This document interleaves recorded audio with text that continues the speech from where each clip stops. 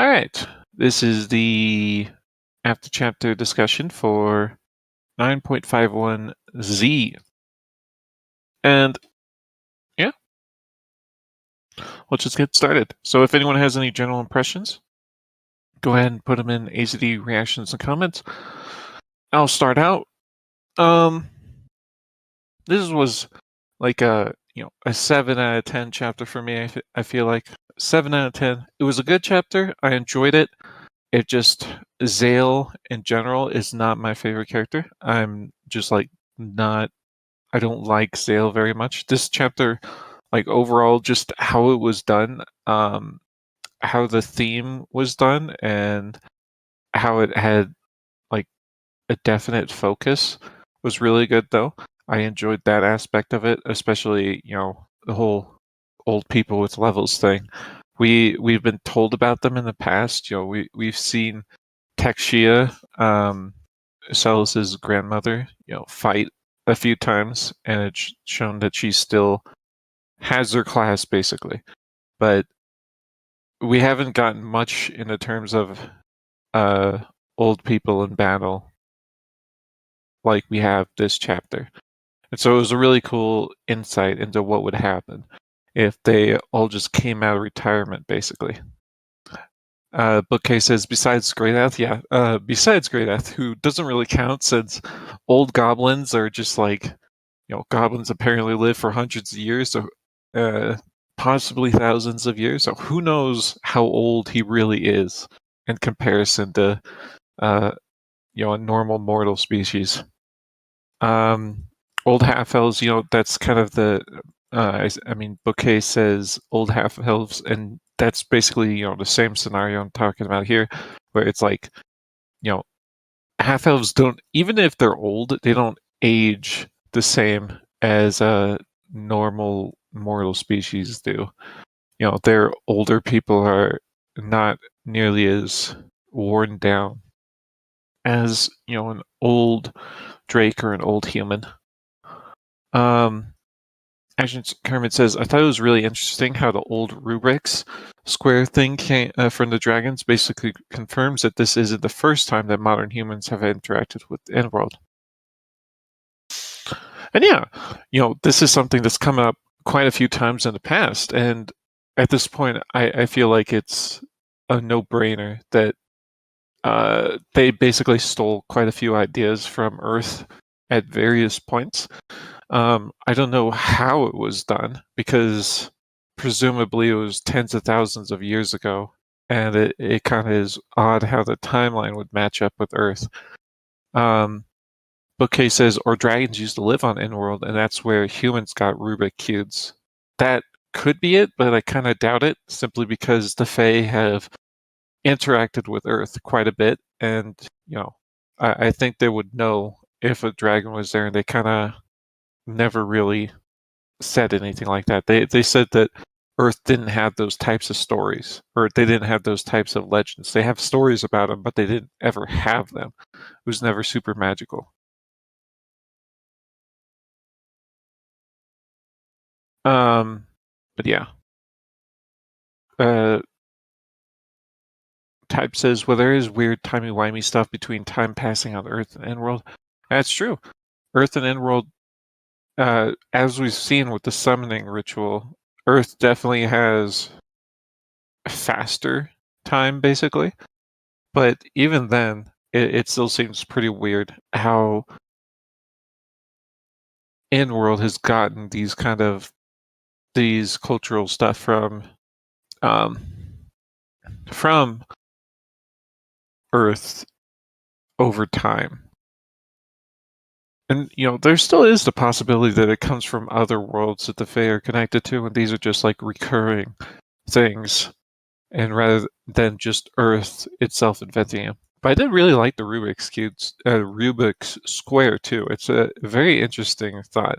It's just like a super complicated Rubik's Cube that helps them train their young in this particular strategy for their wars, which, it says something about Drake culture when they utilize it primarily to teach their young about war strategies.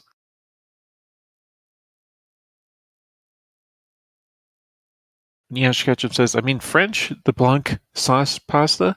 Where did French come from? What is French? How doesn't Pisces know what French is? And Bookcase says he was in the Earth tent, and yeah, that was during the Earth tent. They were, in an actual Earth restaurant. All right.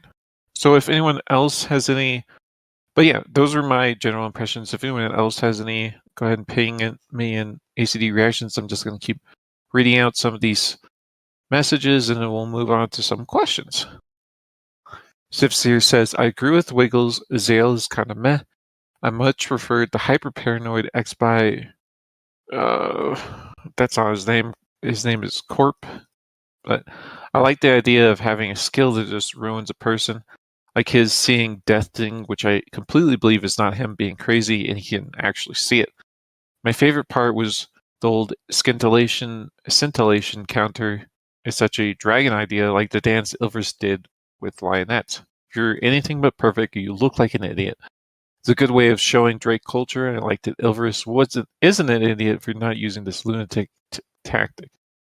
And on your corp thing, I definitely agree that I think there's something he's seeing, but I also think it's also partially old age and dementia or some other mind affliction, because I don't think he's like constantly seeing death. I think he can sometimes see it, like he has a sense for it, but that sense is like morphed in his mind.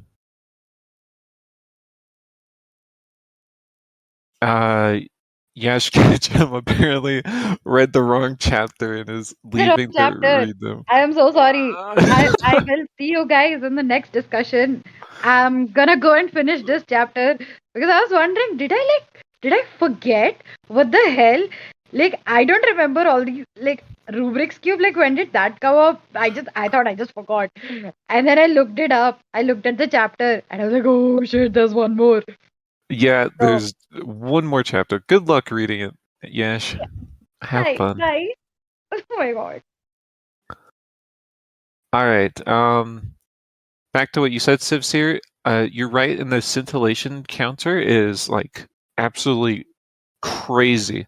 I it requires so much knowledge about your own forces, what you're up against, and how everything interacts magically.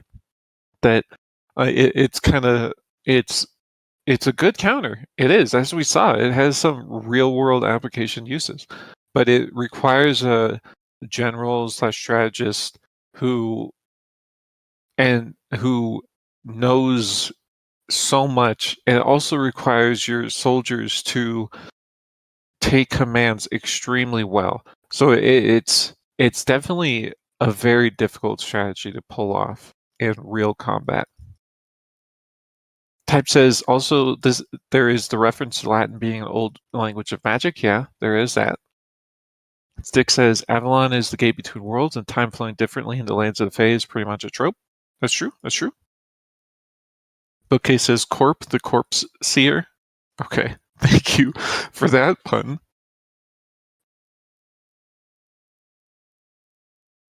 Cal says counterpoint. Nearest has a chef with a French class name.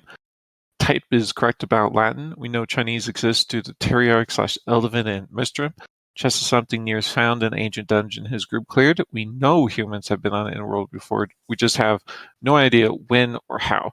Yeah, the language thing is much more compelling evidence to me than any one invention, because languages are so incredibly complex that having two kind of be created and follow the exact same pathology is incredibly unlikely if they don't have any historical connection between them. Sidehammer, you want to speak? Yes, hello. I'm late and I'm appalled. I'm disappointed I missed your general impressions, Mr. Wiggles. But I'll I'll give say you that a brief one. I thought it was 7 out of 10. Zail is not my favorite character, but the depiction of the nursing home situation was really good. That's about it. okay. Yeah, I actually have to agree. This one wasn't as this wasn't up to the standard, or I guess this one wasn't my favorite. I'd say. Um, Definitely. Like I think there was only one question that I could even add to to the uh, the docket.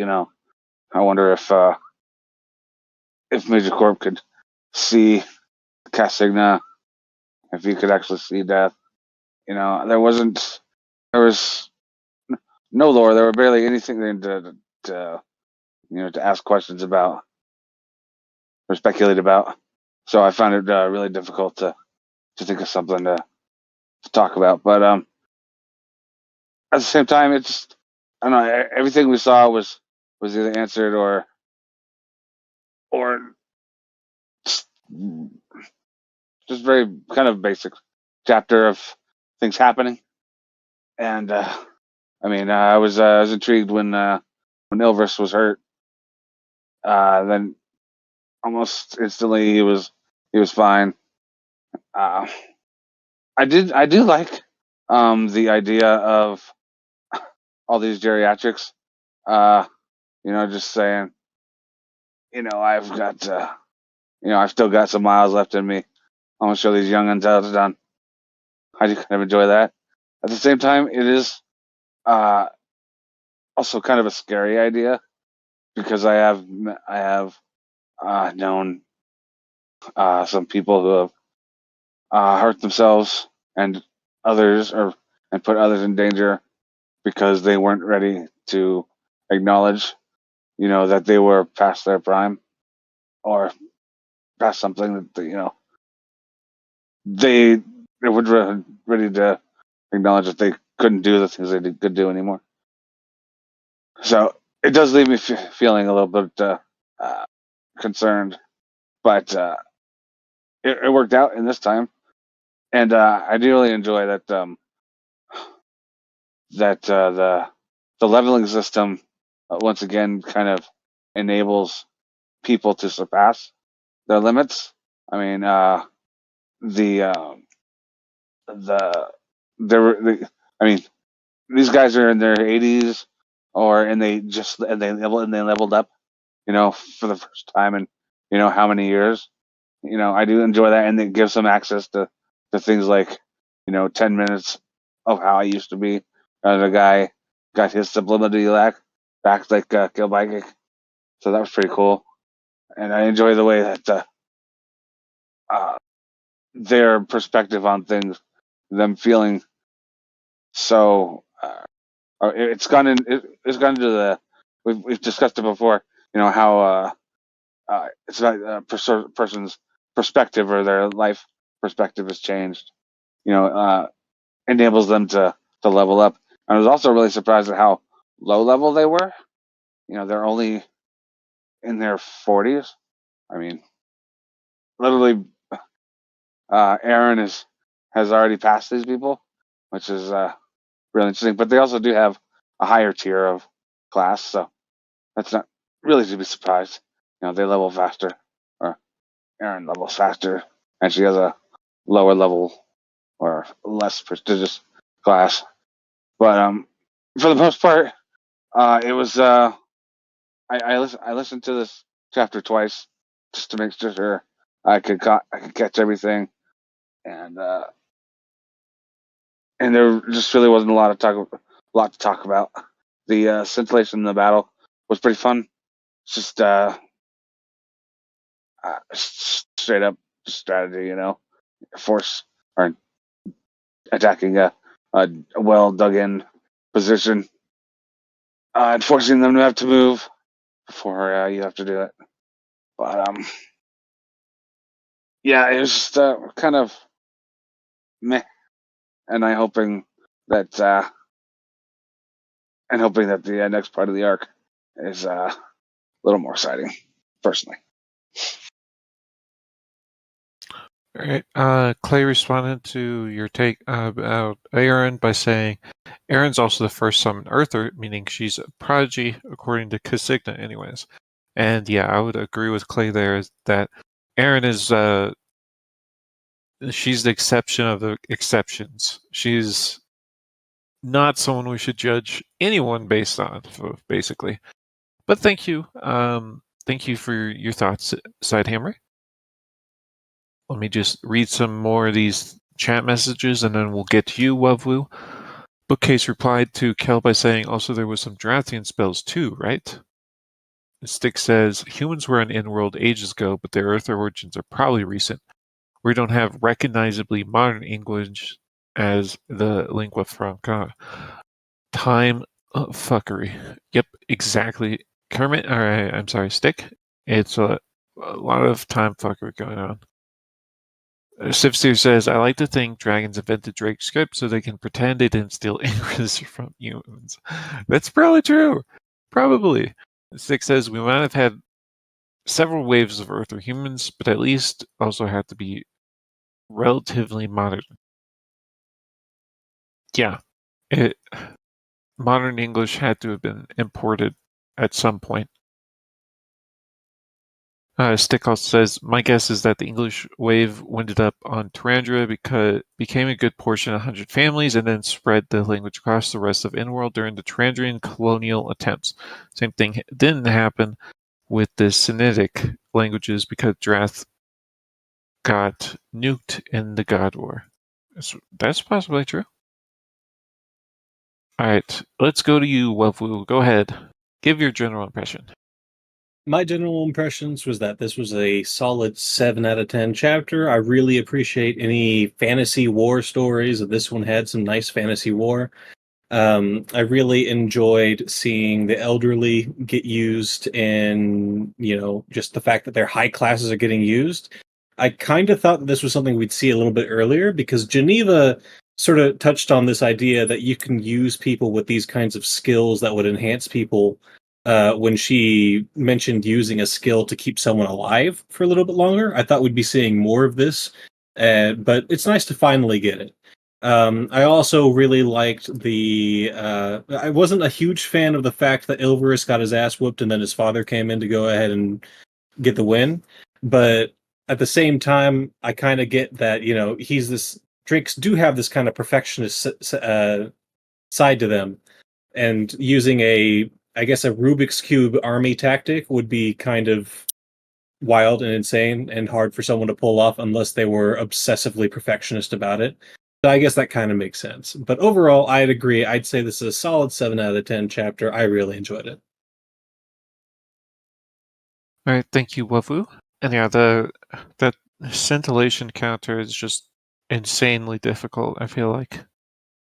So actually teaching it, learning it, and implementing it in a real world setting is something that's going to be hard to pull off unless you have really good teachers. Action Kermit says, I'm interested in whether the scintillation counter might be an example of the concept of dancing colors in spell combat that Bella mentioned when she was at Liscor a while ago. Stern has some spells based on such techniques, but doesn't know the school of thought at all, which raises other interesting questions about whether Aaron will eventually learn this kind of color magic. Well, we already have her going down that path, so I could see it happening. It could. And, Elvers is coming to Liscor once again, so maybe he'll even give her some pointers, or she'll talk to Zail and get some pointers. Bookcase says, gotta learn color magic from her new father-in-law to be. We actually did, get some Ilverus x Aaron vibes from this chapter. I did, at least. So, I don't know. It could be, that could be a real thing that happens. Bookcase also says, I just remembered there's a semi-famous American jewelry store chain named Zail's. Paba strikes again. Stick replies to Civ Seer's comment about the Drake's script by saying there was an old Drake language that got displaced. We see it in the Skinner mural.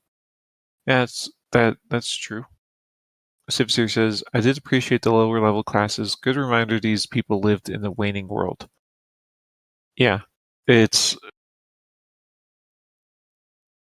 kind of just, the status quo of the day that level 40s are really strong people, and those are the ones who that's like the top 5%, and top 0.001% is 50, 60 plus people. Stick says the Drakes adopted English out of convenience / pressure from the 5 families, but they still maintained their old alphabet and writing system. That'd be kind of weird though, if they were actually pressured into English from the 5 families. Like, that would be really odd if they let them have that cultural victory over the Drakes. Type says, the question is why, if Inworld has relatively modern things like the Rubik's Cubes from ancient times, why did they not have industry? Was it wiped out in one of the periodic apocalypses? Or perhaps a tendency towards levels over institutions and knowledge made making these things impossible or hard to maintain? I think it's the apocalypses. Honestly, that's one of the biggest reasons. Like, as soon as they get something really big set up, some advances, another apocalypse comes around and wipes the slate clean, basically. Zevara says, curious if Zalar has any 50 pluses. Lightning Breath Boy feels like he should be. I don't know what Zalar is. I'm guessing it's one of the cities you meant. Salazar? Or Zares? I'm not sure. Probably Salazar. Stick says, yes, in reply to Type. And Clay says, this chapter kind of showed that Ilvers's dad isn't good for nothing. He won where Ilvers didn't because war is his specialty. Ilvers is his business. Yeah. And Bookcase says, but he was kind of bad at being a dad. Like the scene where he reminisced on how his dad would laugh at his antics, and he was really mean to Ilvers and Neviant. Clay responds by saying, yep, definitely seems he wants to make up for his mistakes now. Hopefully it's not too late, and I don't think it will be. Bookcase replies by, well, they said something else, so I'll just reply to all of that by saying, yeah, Ilvers's dad is definitely more into war, into things. We saw his business decisions like amounted to just giving his friends a bunch of kickbacks, basically, and that was bad for his family business. Whereas Ilvers is basically the opposite end of the coin. He hasn't gotten too great at of a war presence, but his business acumen is much better. And Zail doesn't seem like too great of a dad, true. It seems like he kind of feels like he's failed there. Bouquet says, regarding Zail's levels, he noted that he retired decades ago and he's younger than Chadian. He probably didn't level nearly as fast once he retired. Oh yeah, this is probably the first level he's gotten in like 2 decades. 3 decades, maybe. I don't know. It's probably one of the first levels he's gotten in a very long time. Sifsy says, is Ilvritz the Worf of Inworld? He's only ever won one fight. Bouquet says, Calruz is an honor dishonor guy in response to that. Oh no. Worf is, I don't know. I wouldn't classify Ilvers in the same category. Sidehammer, you want to speak? Yeah, I thought of more stuff that I enjoyed of this chapter and just wanted to put them out there. I loved Mersha's little dance when she beat Ilvers. That was very funny. And I first imagined it was Aaron doing it, and then Ilvers saying she wouldn't. He could tell that it was probably Mersha, and he was embarrassed by it. And I really enjoyed that. It turned out that it was Zail who was playing Aaron every night, and it was surprising that Aaron I was surprised, Aaron, that it wasn't Elverse. And I do enjoy that the first thing out of Aaron's mouth is, "I didn't do it. I didn't do it." When she calls when he calls it, or when he calls her about Kilp's sword. I thought that was quite funny. And there's something I did notice during the flashback, or the 2 weeks prior to the battle, in which Elvis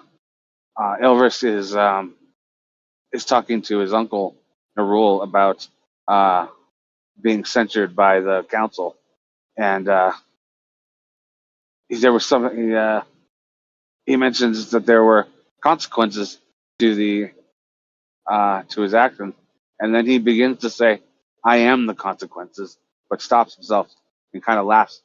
And I feel like that's like I don't know, a nail in the heart for any of the Elvis X Aaron uh, shippers out there. And I really I really do enjoy the idea of Elvis and Aaron. It just Pirate puts it out. Pirate teases us with it so well, and that was really good.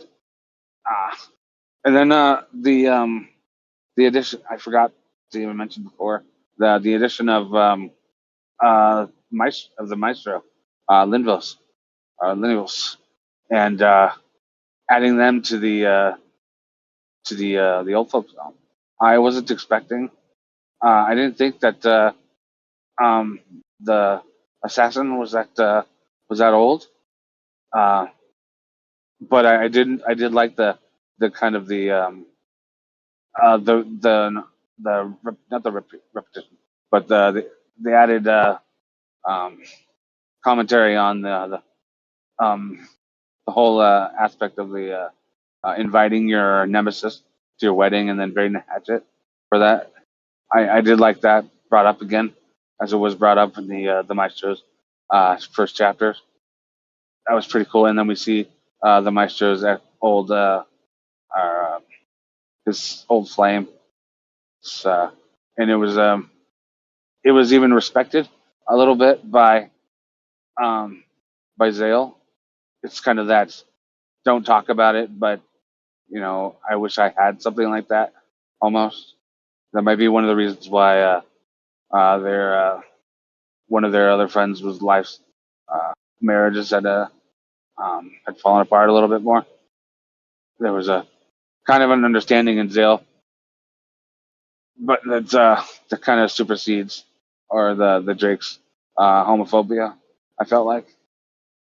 And there also was a mention that I forgot. It's very quick, but when Zail stands out in front of the army and raises his lightning clad sword, just as Siebel charges, they did mention that he was a sword master, and that's kind of crazy because I don't think we've seen a sword master since the Revenant in the Village of the Dead, and a level 44 sword master is, well, it's at least rogue powerful, So I don't think I'd want to get anywhere near him, regardless of his Rubik's cube thing. 'Cause, I think he might turn out to be a lot more dangerous than we thought. Yeah, that's what I got. All right, thank you, Sidehammer. We're gonna finish off the general impressions by me reading out these responses, and then we'll go to some questions. Civ Siri says, no, sorry, I already read that. Stick says, "Now Worf is supposed to be hyped as a badass who can't deliver in a fight, if I remember correctly." And Civ Siri replies that by saying, "You're right. Kilb is the Worf of TWI." I can't believe you just said that. It's so hurtful to Kilb. It's just, wow. Can't believe it happened. Type says, "Well, the idea is that Worf is supposed to win every fight, but loses constantly to show how tough the other guy is. Livers was never presented as being anything other than a mediocre general." Yeah. That's kind of what I see it as. he's not. This Ilvris isn't a dwarf, really. Clay says, haha, yeah, pirate teases everyone. I couldn't believe that this is more important than origin line. That was just a lie told to all you Ilvris voters to appease you. Nothing's more important than origin. Stick says, Linvios was a contemporary to Zail. He's no spring chicken. Yeah, he's pretty old himself. And Sivsir says, I got the impression that Linvios is a decade or two younger than Zail and doesn't have a dent in his skull. Yeah, that's probably true too. Clay says, speaking of the marriage, I love the tradition Pirate gave them of finding their best friend and worst enemy to both be equivalents of the best man. Really cool world building. Want to see another Drake wedding. Bookcase says, who would Erin invite as her worst enemy, Caligma or Yazdil? I don't think she would invite either of them because part of it is, burying the hatchet. So even if those are her literal worst enemies, she doesn't want to bury the hatchet with them. Clay replies by, probably Agnes. I don't know. I don't think she would do it with even Agnes. I don't know. Maybe.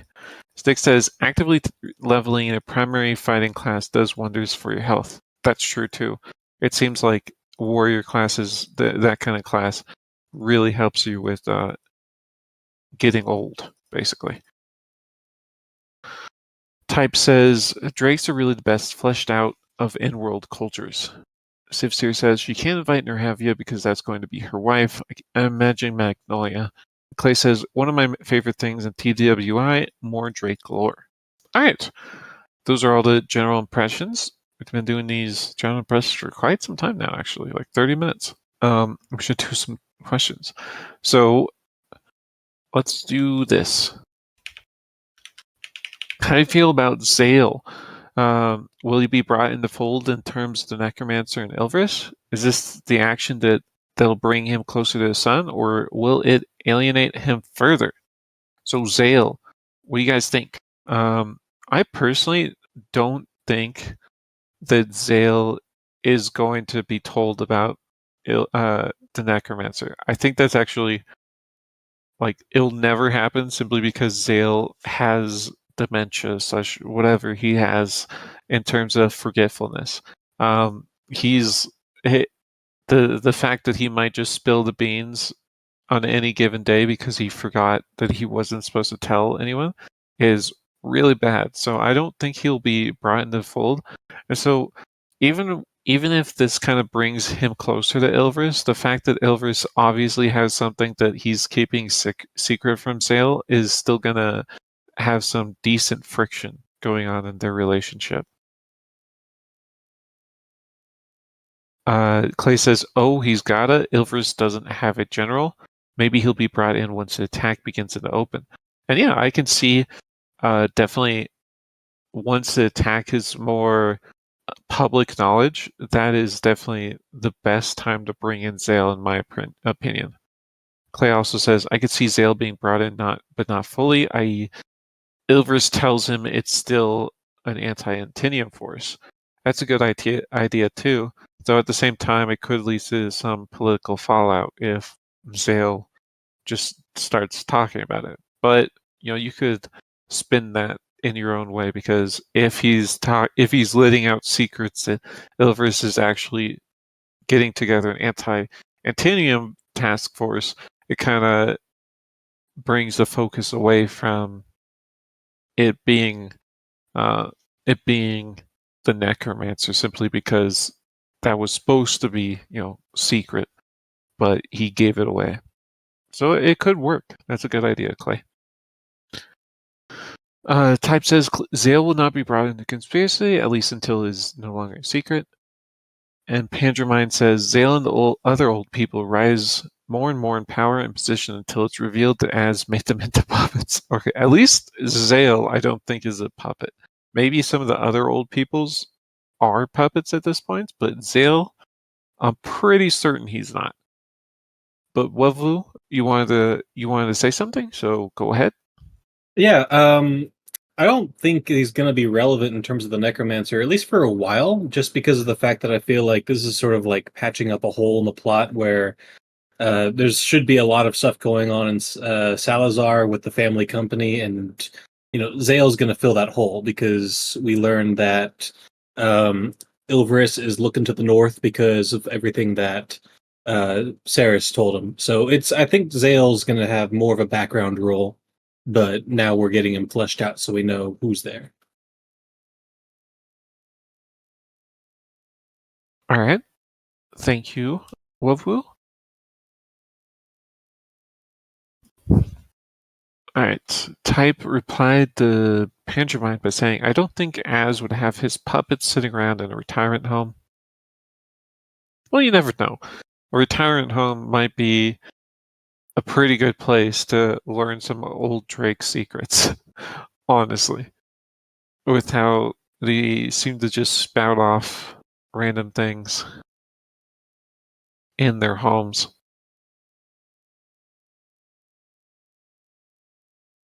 So it could work. I feel like it could be a pretty good place, especially the higher tier nursing homes.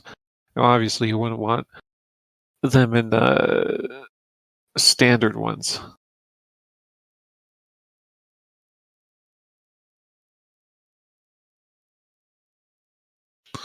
Civ Seer says Ilveris kinda has a general earmarked already. We even had a reference to him.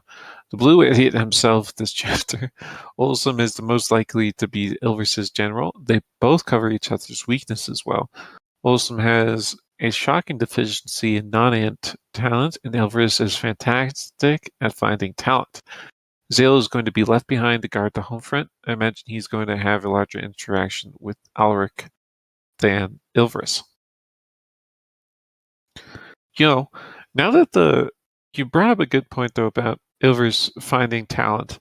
Now that the whole Doombearer thing is out in the open, Alaric's daughter and Alaric himself and Alaric's connections are now could be a very good source of additional anti-necromancer manpower for Ilveris, because they don't want to be super out in the open, but if Alaric feels comfortable enough telling Ilveris, they could be brought into the fold here. That would be interesting to see. Bookcase replies by saying Silveran. I don't know exactly what you're talking about there, Bookcase. Sidehammer says, I'm always a little worried when we're introduced to older characters in recent chapters, considering I could use them as pawns fearing their ends. That's a good point, because Signa definitely could be reaching out to the elderly. Oh, Bookcase says, it's because you said Sivseer's name, it sounded like Silverman. Oh, it's because I was combining Sivseer's name with Ilveris, so I was saying Silveris, something like that. Civilris, I don't know. I was combining the two names. But yeah, I get it now. Thank you, Bookcase. Stick replied to Sidehammer by saying, take my hand, Chaldean. Yeah, that would be terrifying. Very terrifying. Zevara says, Zail dying to get Ilveris up to 40 by the end of the arc makes sense to me. It could happen, but I hope it doesn't. That's kind of sad to think about. Clay says, replies to Sidehammer by saying, I'm certain that the endgame is going to be everyone versus everyone, with half of the characters having made deals with worshipping the dead gods. I think you're right. That's always a terrifying thought. Like, of the characters we know now, who is going to side with the dead gods? I hope it's no one, but, it has to be someone. The dead gods, even if they are, even if they do get reborn, it's hard to just have them alone acting alone. They need to have some pawns. And Stick replies to Clay by saying, Elvin is already going to pull Wisdom along with him into following Caligma. Yeah, he's definitely on that path right now. Bouquet says the more people who know about the gods gives them power, and worshiping them gotta jumpstart that, I bet. Oh, absolutely, it does. Even just like not worshiping those gods as seeming, and the Earthers just worshiping their own gods has seemingly given the dead gods a new lease on life, basically, even though they're not being worshipped themselves. Clay says the Quras honestly probably will side with them. She's ruthless and they're powerful. As soon as they seem to be the winning side, she'll join. You're right. I could definitely see that. The Quras has been shown as very pragmatic in the past. Bouquet says she stood up to the dragons. She would stand up to the gods. Well, that's true.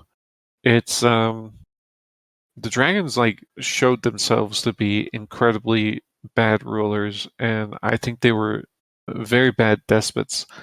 Whereas the dead gods are kind of a new player on the board, and she might not know them very well. Stick says, and with what he's done to mend Wistrom's image, he'll drag a lot of other polities along with him in regards to Elvin and Wistrom.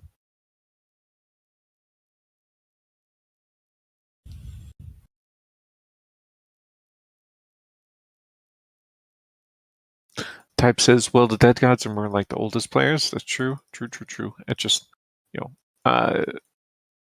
the Cross has not had any interaction with them, so she doesn't know them as well as she does dragons. Sivsir says, Zail is actually pretty interesting, though. He's kind of racist. He's very Drake, the stereotypical Drake that Tyrion wants dead. I'm curious where Pirate will be going with Zail now. It's why I think he'll interact with Ulrich more than Ilvris. Ilvris is seeking a new path, while Zail needs to redeem the old classic Drake path that Ilvris is now moving away from. But at the same time, just interacting with Ulrich is already taking him away from that old stereotypical Drake path, because Ulrich is, not a part of that.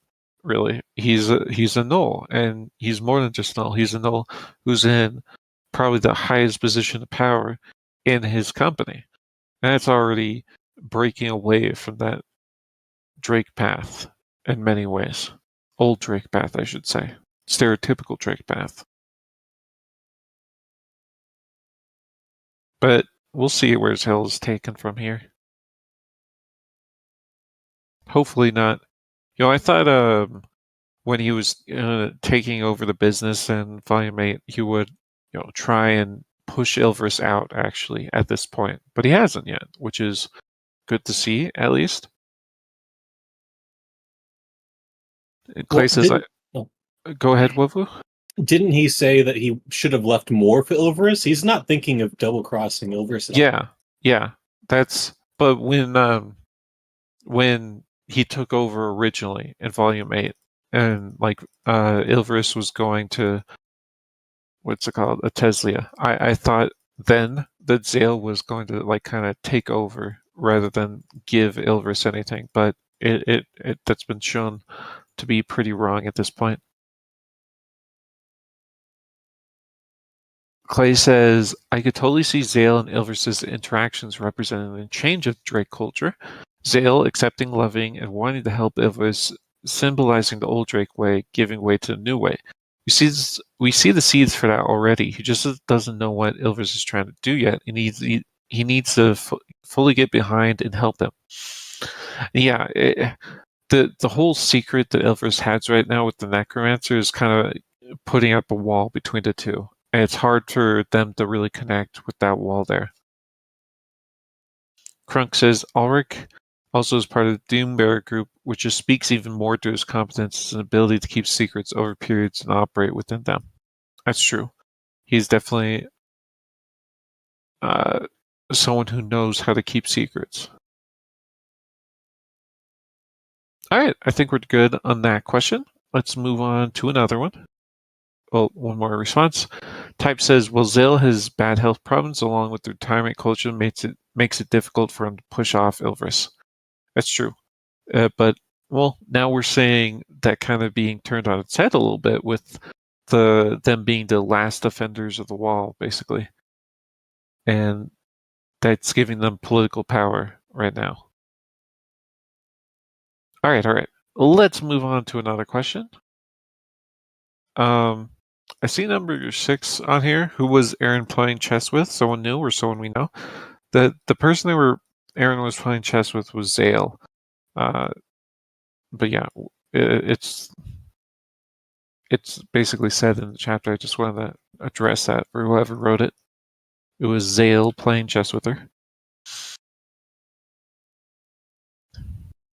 Bouquet says, they did say they had to be careful not to get too many other old fighters out in the field.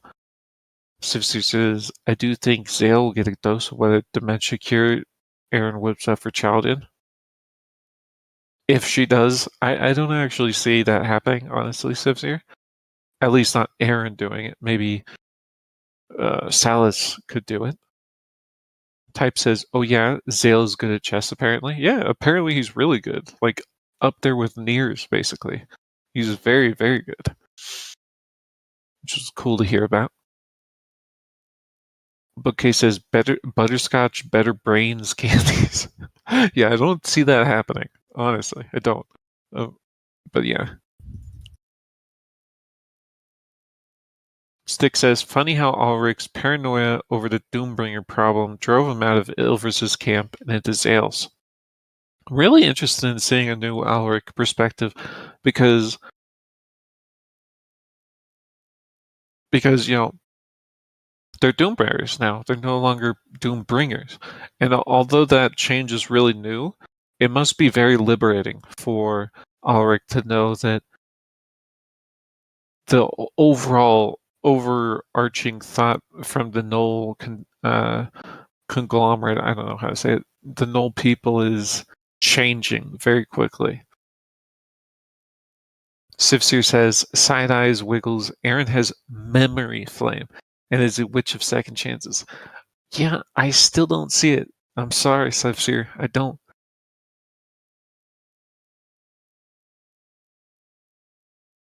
Stick says, I wonder how he'd have fared in the Grandmaster of Scales quest in regards to Zail. He probably would have gotten pretty far up there if he is challenging Nears and almost winning. Type says, Ulrich has spent his whole life hiding his identity, so coming clean will be very difficult for him. Oh yeah, we already saw with the word that the Doombears probably aren't going to come out right away simply because it's not safe. But it still must feel liberating for him, knowing that he has he isn't going to be automatically persecuted or hunted down. Bookcase says it's just him and his daughter, right? Right? The wife isn't one, or all three? It was just him and his daughter. His wife is not one. Yeah. And it seemed like his daughter became one because he was one. You know, she was born a Doombringer or a Doombear, as far as I remember, rather than having experienced the trauma. Stick replies to Sifsir's by saying, different strokes for different folks. Still his brain damage from his head trauma. Chalian's just aged beyond his time. And Sifsir says, I think Ilvers is going to think Ulrich is gay with a beard. After all, Aaron pushed Ilvers on the LGBT questline. Right? You know, that's not even a bad conclusion to come to in terms of something he could be hiding, honestly.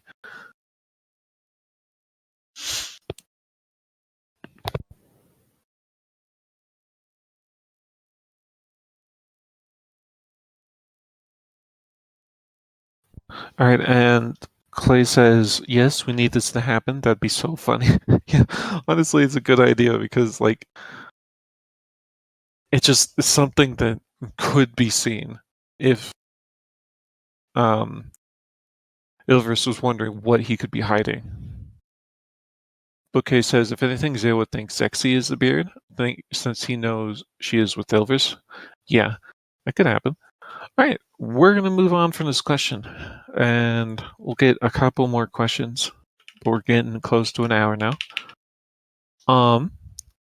So, what did you think of Pirate Abba's depiction of older drakes and their nursing home equivalent? Anything you found particularly poignant or stuck out to you as wrong? what else would you have liked to see?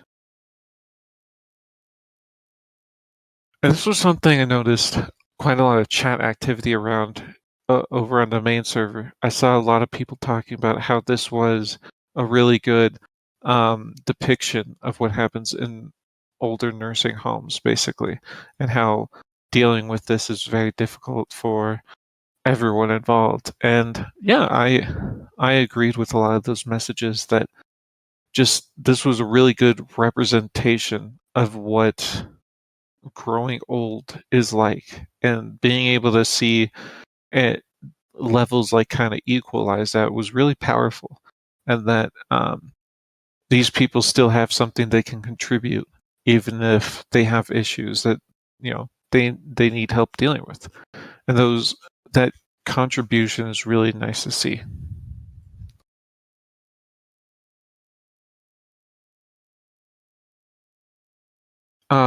Sivsir says, awkwardly supportive ally Ilverus and Alric pretending to be gay because he doesn't want to reveal he's a Doombearer is my magnus opus. You can have it, pirate. Oh, wow. Alright, Sivsir, alright. Stick says, I'd have loved to see a Teslian animal farm. Yeah, that seemed like a better system than Salazar's, but I'm sure it has its own issues. Not everyone likes animals. They don't like farms very much. So I'm sure a certain subset of the older people would enjoy it more, but at the same time, I'm sure some of them would like it less. Bookcase says, it was so spot on, hit me right in the feels. The only thing that felt odd was wondering why they still had all these powerful magical artifacts on them. I do want to see more old people doing cool stuff. Where are the Drake crafters, the ones who are like Desky, the magic spinner?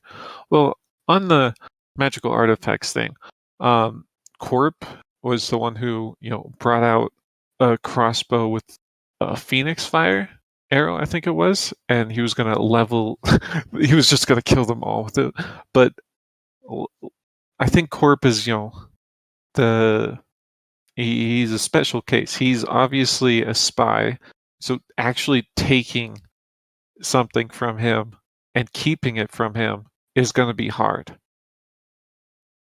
And Bookcase also says, yeah, but they also mentioned rings, like Zail had several rings.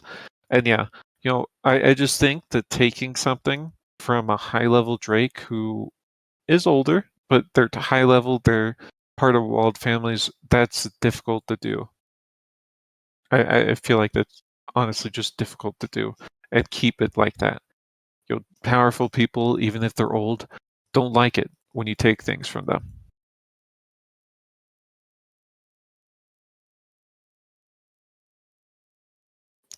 Sivsir says, the chapter reminded me of my steadfast belief the second I start losing my mind, I'm tying a noose. That's terrifying. I want nothing to do with that. Old folk homes scare me. Yeah, I can certainly see that perspective of why you would never want to go through that. It's really scary to think about that one day your mind can start just drifting away, and parts of you is just parts of who you are just lost forever, basically. It's a very sobering thought. Bookcase says, imagine all the liar Strellis, all the liar Strellis, which you spelled completely wrong, Bookcase. I just hope you know that. Completely wrong.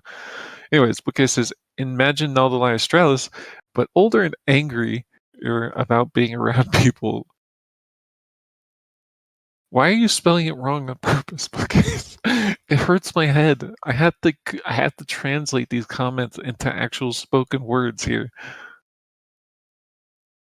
You misspelled it on purpose, and the name is too long, and you spelled it like this. Okay, okay, I'm done. Bookcase, I'm done. Clay says, like always, Pirate helped me see a perspective I don't usually get to. When one of them, Zail, if I remember correctly, said they're treating us like children, I wonder if they even know that one guy did X awesome thing. It reminded me that that's true in reality too. Old people are that. Old people. That said, I totally play that light magic game. I'd play it today, to be honest. Might be why I never saw the perspective the pirate presented this chapter, actually.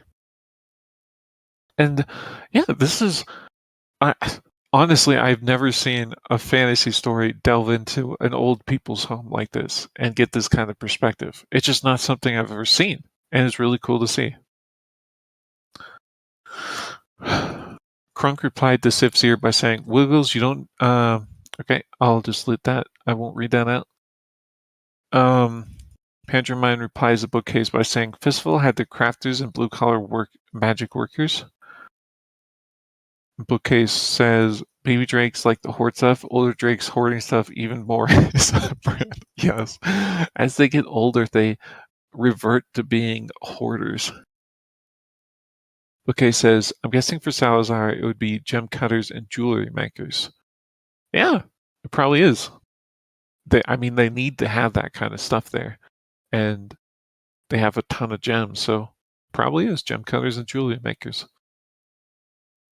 Type says, we will all die someday. Most of us will face some level of physical or mental decline before the end. I think that if more people reckon with that, we could make it retirement homes much better places to be than they are now. Yeah, it just dealing with retirement, dealing with retired people in retirement homes is not a glorious job. It's not something people give too much thought to, and so I think it's hard to get people invested in the topic.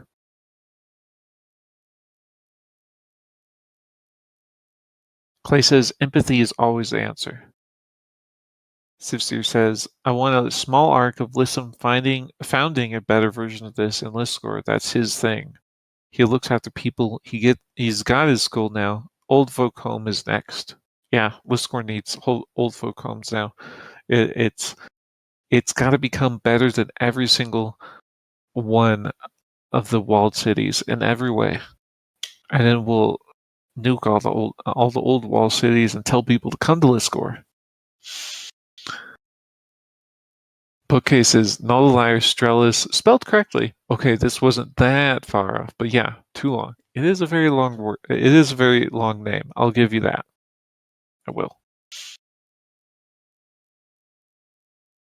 Tomio stopped by to say, just here to say Aranex Ilveris' best ship. It honestly isn't that bad of a ship. It honestly isn't. I'm coming around to it. Ilveris is shaping up to be not the worst pairing for Aaron. Okay, but one more. Clay says, yeah, I agree. Ilveris is one of the best ships for Aaron right now. It's not bad. It's not bad. Really isn't. I wasn't on board with it earlier when it seemed like Ilveris was still quite in love with Paris, but at this point I think enough time has passed that Ilveris is starting to move on. Type says, I hope Aaron will continue to sink our business. Yes, she definitely will continue to sink all of our ships for her. No doubt about it. Except, of course, Aranex Kolth, which is the true ship. We all know it. It's going to happen. Bookcase says, Ilveris needs to start playing chess with Nears to prep himself. Yeah, just spend a couple years tutoring under Nears to get good enough at chess. Just to beat Aaron once. Tavares says, Liscor, Walled City of Hope. Ah, I like that name. Walled City of Hope. That's a good one. Ooh, wait, what about Walled City of Memories? How about that? I like that. Walled City of Memories. Sivsir says, Aaron and Ilveris can be platonic besties. They need that. Romantically, Aaron needs to be challenged, not be comfortable. Hence, Jesus Christ. Hence Nervavia. Shut up, Sivsir. Nervavia is never, ever, ever, ever going to happen. Okay? Ever. Ever. Clay says, huh? I could see Aaron X Kolth. Two insane chaos demons in different ways. Yeah. See, it's not the worst ship. It isn't. Sivsir says, built on top of the city of graves, Lamau. Lamau. And Type replies to Sivseer's Nerhavia's comment by just saying oof, which is the best reply you can give to anything Sivseer says, basically. And Clay replies to Walled City of Hope by saying Liskor is totally leading the way in Drake culture shift, inclusion, and all that. It's true. They are. They really are. Yeah, they just are. You're right.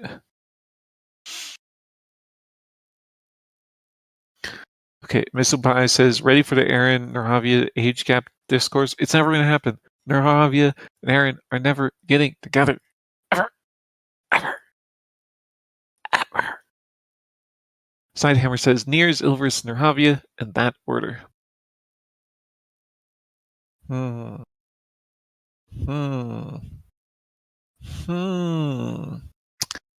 I don't know. I don't think Nerhavia should even be on the list. Clay says, what about Ishkur? Opens his own inn, is no longer an employee, becomes eligible. Ishkur could work. He could. It's just I don't think he's shown, or Aaron has shown any interest in him. And he's been there forever. So I feel like something would have happened by now if it was going to.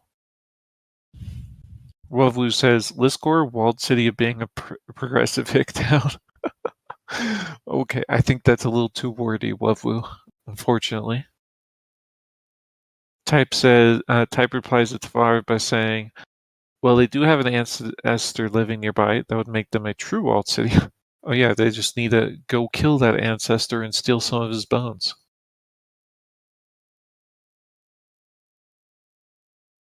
Reality, you don't need to do that. You can just go to the walled city below their feet and steal the bones out of the walls down there.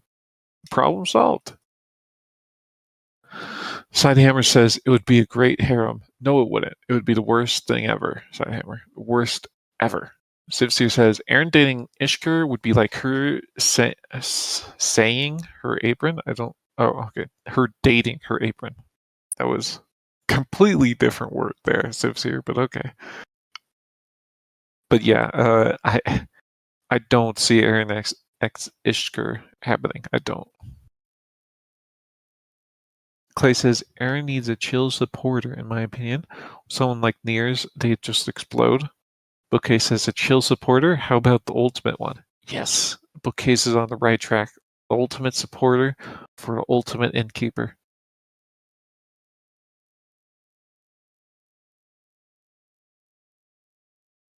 All right, let's move on to another question.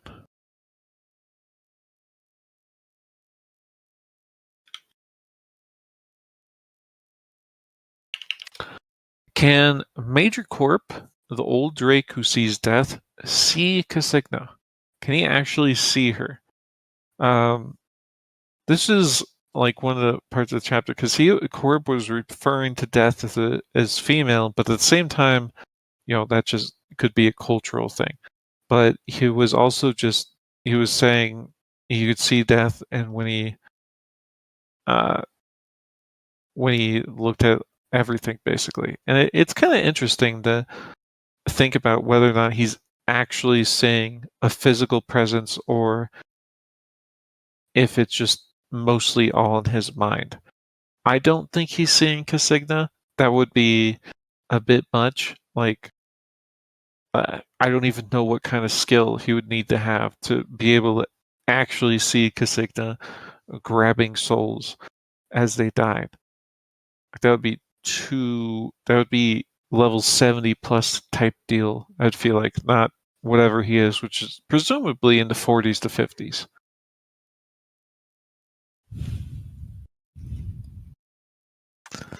Clay says, I don't think so, because Signa isn't death. She's the god of death. Just like Tamrath isn't ever ruler. Floss isn't Tamrath and his skin scoot. It follows Casigna isn't the embodiment of death, but rather the ruler of it. He also said death is watching him, and Casigna hasn't been shown to have any real specific interest in him. A good point. The fact that she's not like the actual embodiment of death is definitely something we should keep in mind. She's just a god of it. She's not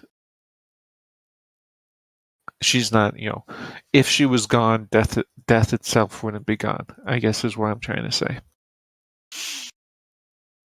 Type says, well, Casigna does not exist outside of the former dead world yet. Maybe his skill informs him of the nature of death, and he just sees a representation of that. Yeah, I could see that being it.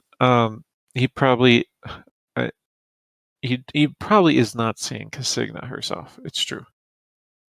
Bookcase says, but he said he could see her. And yeah, he did say her, but in some cultures, you refer to death as a male or a female. And I could see, well, I don't know if we've seen other people refer to death as male or female in Drake culture. Bookcase says, not in cultures think their gods are dead. Okay, that's a point in your favor, Bookcase. A little point in your favor. Okay? Maybe he's seeing Casigna, okay? But no, I still don't think he's seeing Casigna. Though it is interesting that he said that it is interesting that to point out that yes, that they view their gods as dead. So why is he personifying death in that kind of way? Mystical Pie says, I think he sees a potential for death, whether it's his or someone else's, but not anything to do with Casigna. All right. I think the Bookcase is the only one on the opposite side of this debate right now. But that's okay. Clay says, I think he just has paranoia and good battle instincts / reflexes.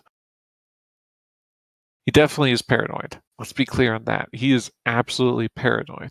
And I don't think I would really blame him. If I'd lived a life of being a spy, I would be paranoid too. Type says, I'm pretty certain that he has a skill that lets him see incoming death. He almost certainly does, yeah. Almost certainly does. Bookcase says, we'll find out once he dies, and Clay replies by saying, good point. Ominous, but good point. Yeah.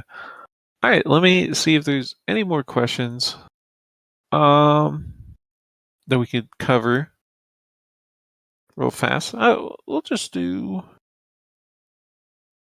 one more, and we'll stop for today. If I could copy and paste, well. All right. Will Zail's actions spur other cities / nations to utilize their oldest members of society? And this is something that I think was a blind spot for Salazar at the very least, how they weren't utilizing their oldest citizens, even though they had this whole retirement home set up for them. Like, as we saw this chapter, old people don't lose their skills. You don't suddenly start being unable to use all the skills you've had since you were young. And if there's other old people, if there are other old people in the world that are kind of neglected because they have failing faculties or they're physically too weak to move very well, I think that cities / nations are going to start be considering them and considering how to utilize them much more closely now.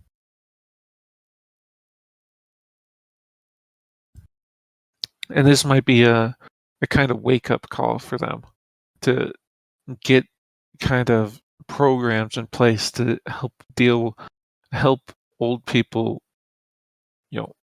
older people be more useful in their age. Tidehammer says, I was surprised when there was never any brackets when he said, I see death. And reply to the last question. Yeah, that just means it's not a skill, or that's not the name of the skill at the very least. Bouquet says, see above where I pointed out that Salazar are trying to avoid having other cities bring out the old people now. Yeah, the main one that has retirement homes though is a Tesla. So I think the other cities, they don't have any standardized way of caring for the older people. So I think they might have let a generation go, basically. They might have failed in keeping the older generation intact. to to give them an advantage like Salazar has and a Teslia has now. Type says, well, I think the existence of a retirement home is a privilege that does not really exist outside of the walled cities or paradise. That's very true. But at the same time, even without retirement homes, you're going to get some older people who have higher levels. Clay says, this could definitely be a new Drake movement.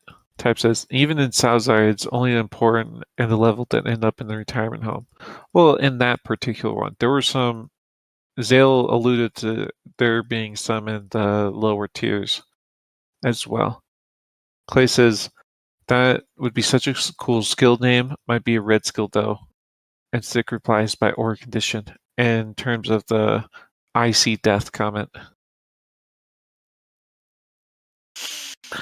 Bookcase says, I think that the biggest thing for having these old people do stuff is that it pushes the younger folks to strive more to take over from the old folk. They gotta level. Yeah, it's true. If you have this kind of competition, it does drive up leveling, I feel like. Just leveling opportunities. Alright, Civseer says, I mean, I think nations are already kind of doing it. Half-elves do it. We saw it with the Water Mage. They wheel them out to drop an ocean on Fedorhep. Fedorhep himself is an example, so is the Kuras. And Adamus is the one who would definitely have their old people in reserve. Maviola didn't quit until she decided to do drugs and be young. Only reason Rahir isn't so... The only reason Rahir isn't so it is I don't think you live to retire in Rahir. That sentence right there, Civseer, is an abomination. It makes no sense. Okay? I reading it out hurts my head. Alright? Let me try and parse this. The only reason is Rahir isn't is because I don't think you live to retire in Rahir. Alright? There we go. Anyways, Bookcase says, related to this, it's a thing in cultivation stories that old people and those who are injured, right, gather death magic to them, and it makes them more susceptible to dying because the death mana can overpower the internal life mana. Huh. I've actually not seen that in many cultivation stories. I haven't seen that trope before. But then again, I only read good cultivation stories, alright? Which means I've read like 2 ever. Okay, says, except Otheus being like 240 years old in terms of Rahir. And on Civseer's comment about places doing this already, those are good examples, but those are, just a few nations. And they're half-elves, which, naturally you're going to have older half-elves, and you're going to want to keep them around. And half-elf society is based around them being very able to live for long periods of time. So it's kind of already adapted to that. Fedhub and the Cross, those are 2 really, really unique situations. And Dalamis, another unique situation. Maviola is a weirdo. But yeah, I'm talking more about, your average nation rather than exceptions.